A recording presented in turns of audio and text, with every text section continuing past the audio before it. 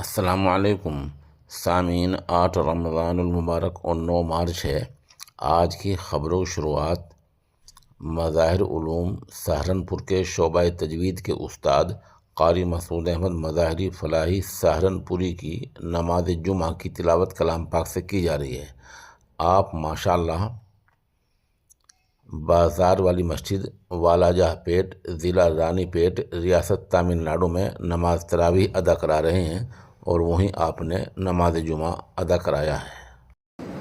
अल्हम्दुलिल्लाहि रब्बिल आलमीन अर्रहमानिर रहीम मालिकि यौमिद्दीन इय्याका नअबुदु व इय्याका नस्तईन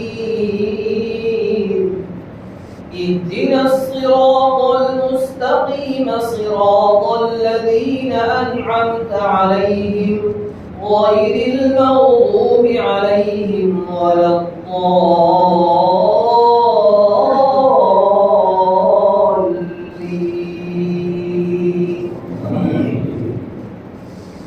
सब्बिह इस्म रब्बिकल अअला अल्लज़ी ख़लक़ फसव्वा वल्लज़ी क़द्दर फहदा वल्लज़ी अख़रजल मर्आ فجعله غثاء أحوى سنقرئك فلا تنسى إلا ما شاء الله إنه يعلم الجهر وما يخفى ونيسرك لليسرى فذكر إن نفعت الذكرى سيذكر من يخشى ويتجنبها الأشقى الذي يصلى النار الكبرى ثم لا يموت فيها ولا يحيا قد أفلح من تزكى وذكر اسم ربه فصلى بل تؤثرون الحياة الدنيا والآخرة خير وأبقى إن هذا لفي الصحف الأولى صحف إبراهيم وموسى الله أكبر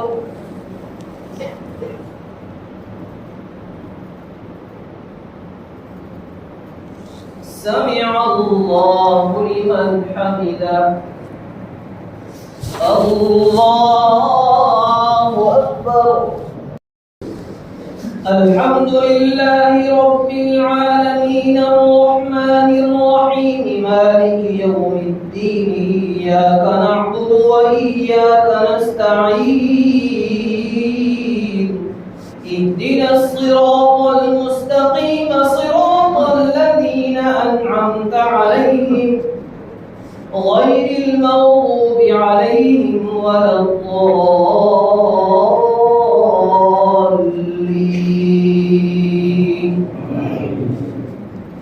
هل أتاك حديث الغاشية وجوه يومئذ خاشعة عاملة ناصبة تصلى نارا حامية تسقى من عين آنية ليس لهم طعام إلا من ضريع لا يسمن ولا يغني من جوع وجوه يومئذ ناعمة لسعيها راضية في جنة عالية لا تسمع فيها لاغية فيها عين جارية فيها سرر مرفوعة وأكواب موضوعة ونمارق مصفوفة وزرابي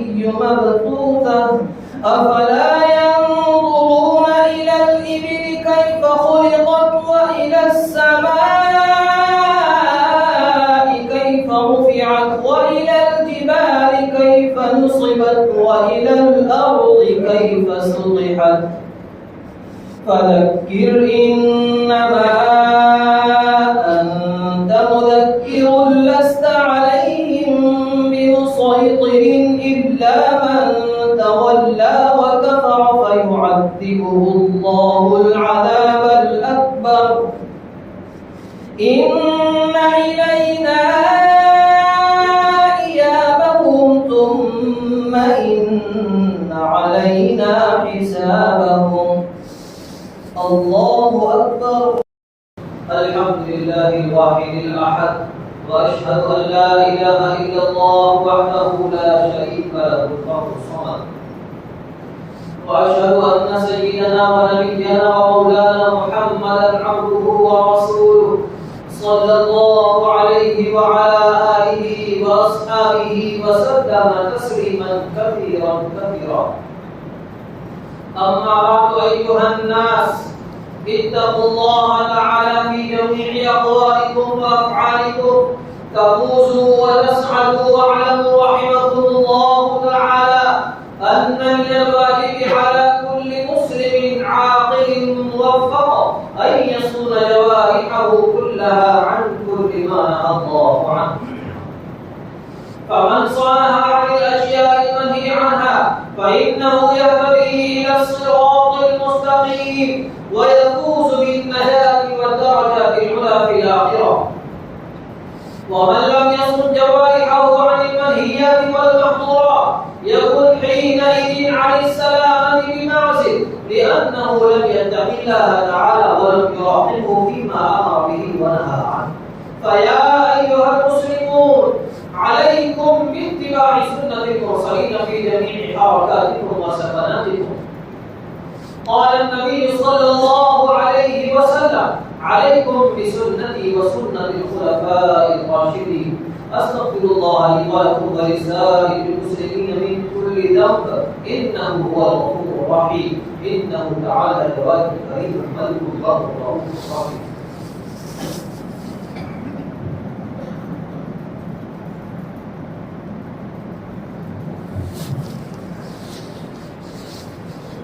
الحمد لله الواحد الأحد، وأشهد أن لا إله إلا الله وحده لا شريك له الفرد الصمد، وأشهد أن سيدنا ومولانا محمدا عبده ورسوله صلى الله عليه وعلى آله وصحبه وسلم تسليما مزيدا.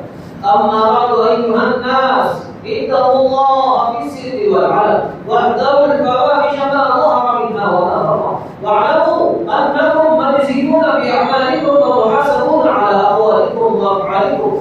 فمن يعمل مثقال ذرة خيرا يره، ومن يعمل مثقال ذرة شرا يره.